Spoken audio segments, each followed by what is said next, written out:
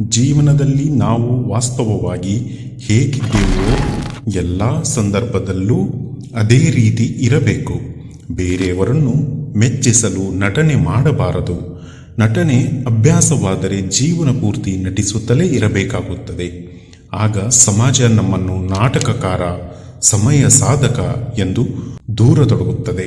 ಹಾಗಾಗಿ ಬದುಕಿನಲ್ಲಿ ಬೆಸೆದ ಸಂಬಂಧಗಳನ್ನು ಬಳಸಿಕೊಂಡು ಬಿಸಾಡುವುದಕ್ಕಿಂತ ಬೆಳೆಸಿಕೊಂಡು ಉಳಿಸಿಕೊಳ್ಳುವುದು ಶ್ರೇಷ್ಠ ಕರ್ತವ್ಯವಾಗಿದೆ. ಬದುಕಿನ ಸಂಬಂಧಗಳಲ್ಲಿ ಅನ್ಯೋನ್ಯತೆ ಅಂದರೆ ಆತ್ಮೀಯತೆ ಬಹಳ ಮುಖ್ಯ.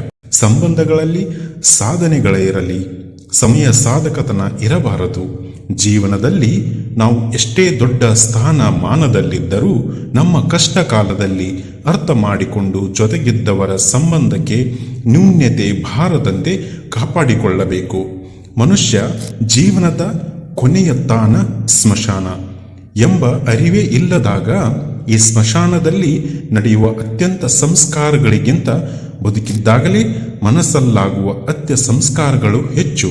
ಕಾರಣ ಮನುಷ್ಯ ಅಗತ್ಯವಿದ್ದಾಗ ಒಂದು ರೀತಿ, ಅಗತ್ಯವಿಲ್ಲದಿದ್ದಾಗ ಒಂದು ರೀತಿಯ ಮುಖವಾಡದ ಪ್ರತಿಕ್ರಿಯೆಗಳನ್ನು ಪ್ರದರ್ಶಿಸುತ್ತಾನೆ. ಬಹುತೇಕ ಸಂಬಂಧಗಳು ಕೊಡುವ ಮತ್ತು ತೆಗೆದುಕೊಳ್ಳುವುದರ ಮೇಲೆಯೇ ನಿಂತಿವೆ. ಅನುಕೂಲ ಸಿಂಧು ಸಂಬಂಧಗಳಿಂದಾಗಿ ಪ್ರೀತಿ, ವಿಶ್ವಾಸ, ಮೌಲ್ಯಗಳು ಅರ್ಥ ಕಳೆದುಕೊಳ್ಳುತ್ತಿವೆ.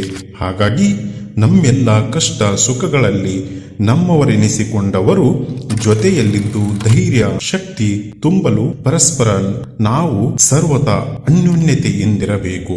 ಅಗತ್ಯ ಅನಿವಾರ್ಯ ಇದ್ದಾಗ ಮಾತ್ರ ಆತ್ಮೀಯರಾಗಬಾರದು.